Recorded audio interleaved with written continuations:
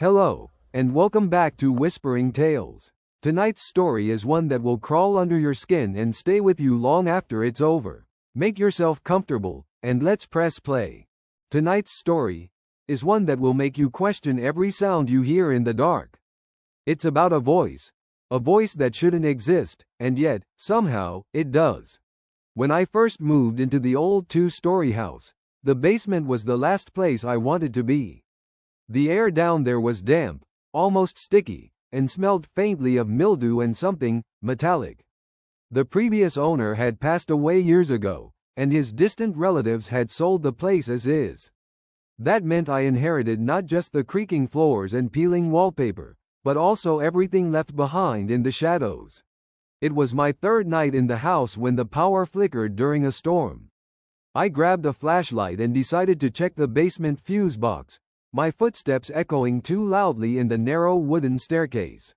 That's when I saw it, sitting alone on a dusty workbench, half covered with a moth-eaten cloth. A tape recorder. The kind you'd see in the 1970s, boxy, with yellowed plastic buttons and a speaker grill that looked like it hadn't been cleaned in decades. Its black electrical cord curled like a dead snake beside it. There was a single cassette inside, its label handwritten in shaky letters, "For you." For me? A shiver crawled up my spine. I hadn't told anyone I'd moved here yet.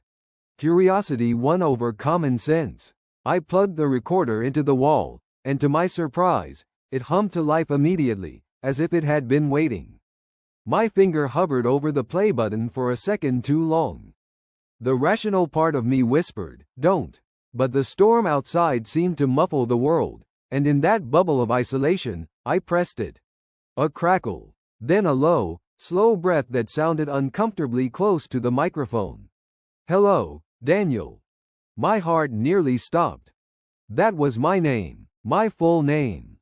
I froze, staring at the spinning reels. The voice on the tape was calm, almost conversational, but it had an edge, like the person was smiling in a way you couldn't see, only hear. "It's been a long time," it continued. "You don't remember me, but I remember you. And I know you're alone in the basement right now." The hair on the back of my neck prickled. I whipped my head around, scanning the shadows behind me. Nothing. I leaned closer to the speaker, barely breathing. "You'll find this hard to believe," the voice said, "but I can tell you what's going to happen next." Another pause. "In exactly 5 seconds, the light bulb above you will go out." I looked up instinctively, my pulse thundering in my ears. 5, 4, 3, 2. The bulb popped, and the basement went black. The darkness in the basement was absolute.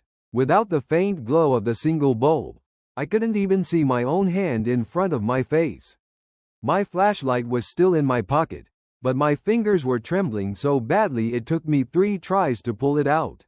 Before I could switch it on, the tape recorder spoke again. "Don't move, Daniel." I froze. The voice was sharper this time, more insistent. "If you take 1 step toward the stairs, you'll regret it." A cold draft brushed the back of my neck. It wasn't just air. It felt deliberate, like someone exhaling inches from my skin. My instincts screamed at me to run, but my legs felt anchored in place. "You think you're alone," the voice continued, "but you're not. There's something standing 3 feet behind you, just out of reach." Every nerve in my body lit up. I turned the flashlight on, but the beam flickered and died instantly, plunging me back into the suffocating dark. "I can tell you what it's doing," the tape whispered, almost playfully.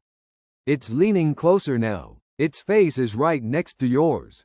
My breath caught. I could swear I felt a faint warmth against my cheek, followed by a sound so quiet I almost missed it. A slow inhale, like someone savoring my fear. The recorder crackled again. "If you want to live, Daniel, sit down." I didn't want to obey, but the words felt heavy, pulling me down. My knees buckled, and I found myself crouching on the cold cement floor. "You moved into this house because you thought it was a fresh start," the voice said. "But this isn't the first time we've talked." "What are you?" I managed to whisper, my own voice trembling. "You'll know soon," it replied. "In 1 minute, The basement door will open. And you'll hear someone you love calling your name. But Daniel. The voice paused, the static filling the silence like a suffocating blanket. No matter what you do, don't answer them. It won't be who you think it is. My pulse pounded in my ears as I stared into the blackness, waiting. Then, right on cue, the faint creak of the basement door echoed from above. And a familiar voice, my mother's voice, drifted down the stairs. Daniel, honey, are you down there? Every hair on my body stood on end. It was her voice, down to the smallest inflection. The soft way she said my name, the concerned lilt at the end of the question. If I closed my eyes, I could picture her standing there in the hallway, just like when I was a kid and she'd call me in for dinner. But my mother had been dead for 7 years. Daniel, come on, sweetheart, it's getting late, the voice coaxed again, warm and familiar. The tape recorder whirred softly, as if breathing with me. Then the static flared, and the same cold, mechanical voice that had been narrating my nightmare returned. She's not alone, it said flatly. Look at the stairs. My eyes darted toward the vague outline of the staircase above me. Even in the dark, I could make out a pair of pale, bare feet just visible beyond the doorframe, motionless, toes pointed inward, like a doll propped up for display. Daniel, answer me, the voice upstairs insisted, a hint of irritation bleeding into its sweetness. The recorder crackled again. If you speak to it, you'll never leave this basement. But if you stay quiet, it may come down anyway. The air around me felt heavy, pressing against my chest. I tried to swallow, but my throat was dry as paper. My hands, resting on the cold cement, began to cramp from how hard I was digging my nails into the floor. Then came the sound that almost broke me, the slow, deliberate creak of a footstep on the top stair. 1 step. 2. 3. The sound was unbearably slow, each creak stretching out into an eternity. The recorder kept speaking in between the footsteps, its voice calm, like it was reading from a script it had known for decades. It's smiling now. You can't see it yet, but I can. It's wearing her face wrong. Too wide, too many teeth. And its eyes, Daniel, its eyes don't blink. I clenched my jaw, forcing myself not to look up, not to see whatever was pretending to be my mother.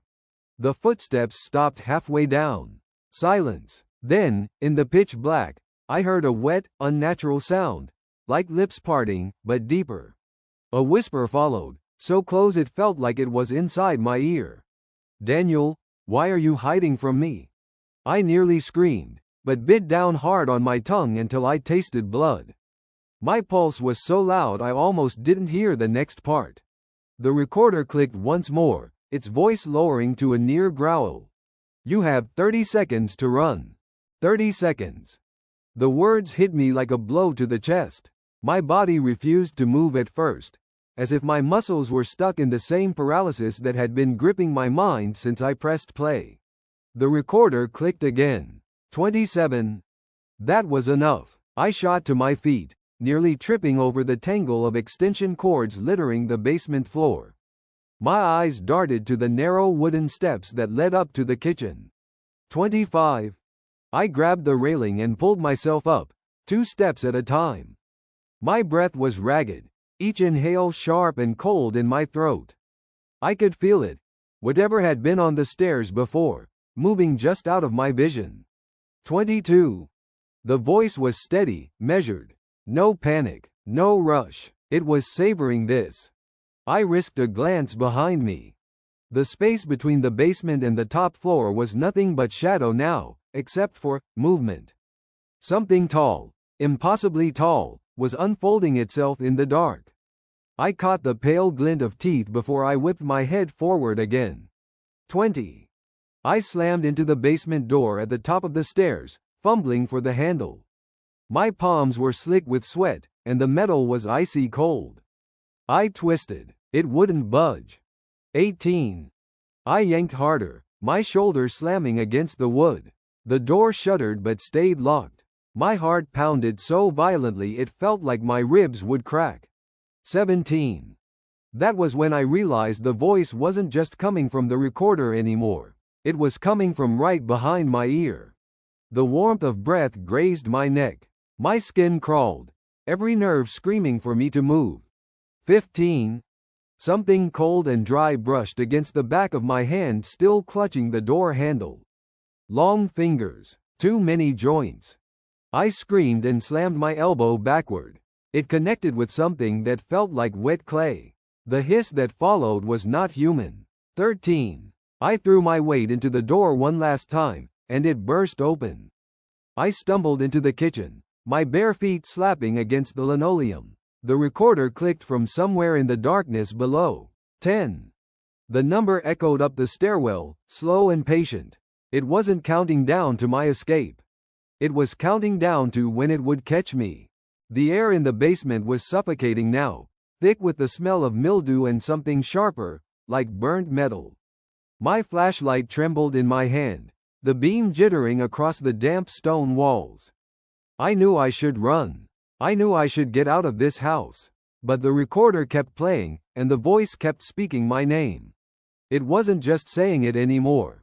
It was using it, like a hook pulling me closer. Daniel, you shouldn't have come down here. It sounded like me. Exactly like me.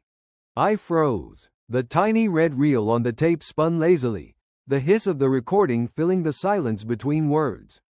My own voice, calmer, older, colder, continued. In 30 seconds, you're going to hear footsteps on the stairs. Don't look. Don't run. If you run, it will follow. Every hair on my body stood on end. I wanted to smash the recorder, but some part of me had to know what came next. My breathing quickened, shallow and fast, my ribs aching with the effort to stay quiet. The first creak came from above, wood bending under weight. 1 step, 2, slow, measured, heavy. I couldn't help it. I looked toward the stairs. They were empty. But the tape kept going. Don't look, Daniel. The sound of steps kept descending, though the stairs remained bare. The air felt thicker, heavier, each breath like inhaling cold water. My skin crawled, goosebumps racing up my arms. My hand twitched toward the light switch, but I couldn't bring myself to move. Then the voice on the recorder said something that made my stomach drop. You've been here before. I staggered back, nearly tripping over a rusted paint can. No, I just moved in. I whispered to no one. The tape replied instantly. That's what you thought last time. I didn't notice the reel had stopped spinning. The voice was still speaking, but the recorder wasn't moving anymore. My brain scrambled to make sense of it. This was impossible. And then, silence. No hiss, no footsteps, no voice. Just the deep, suffocating quiet of the basement. I took one cautious step toward the stairs. That's when the smell hit me. Strong, rotting, like something dead was lodged in the walls. I gagged, covering my mouth with my sleeve. The beam of my flashlight caught movement in the corner. Just a flicker, like someone leaning back into the shadows to avoid being seen. The voice came again, this time from directly behind my ear. Stop. I spun around, nearly dropping the flashlight. No one, just the bare, wet concrete wall. But the damp there, it looked darker, almost black, like the outline of a man pressed against it. The tape recorder clicked. The reels began to spin again. And I heard my voice say, "This is where you stayed last time, Daniel. And this time, you'll stay forever." The basement door at the top of the stairs slammed shut. I bolted for the stairs.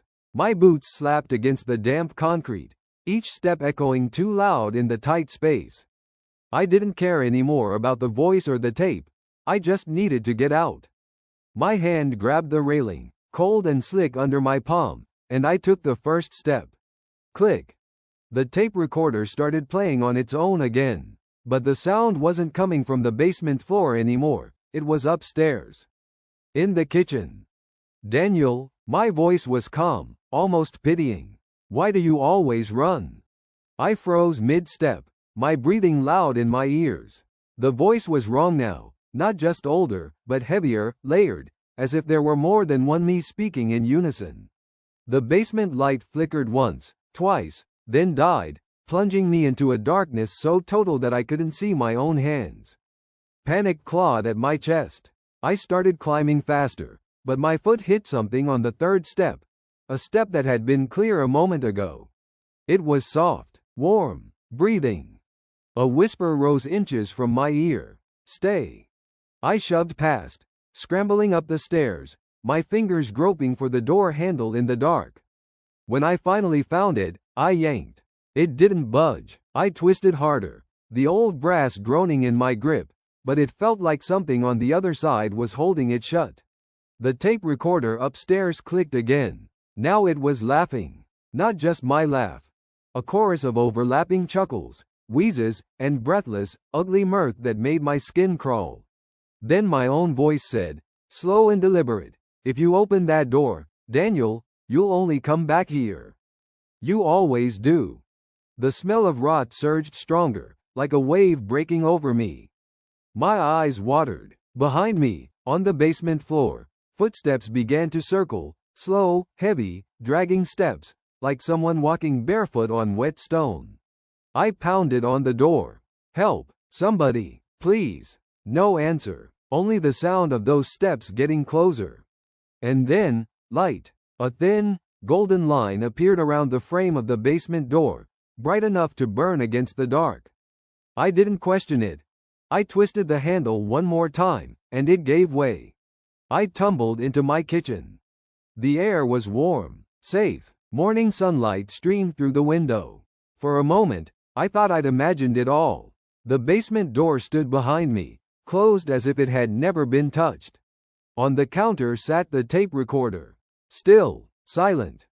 My legs felt weak. I reached for it, telling myself I'd smash it to pieces and throw it in the trash. But when I picked it up, I saw the reels were spinning, fast. There was no sound, no hiss, just the motion. And then, faintly, like it was buried under 100 feet of earth, I heard my voice, welcome back, Daniel. The recorder stopped. But in the reflection of the kitchen window, I wasn't standing alone.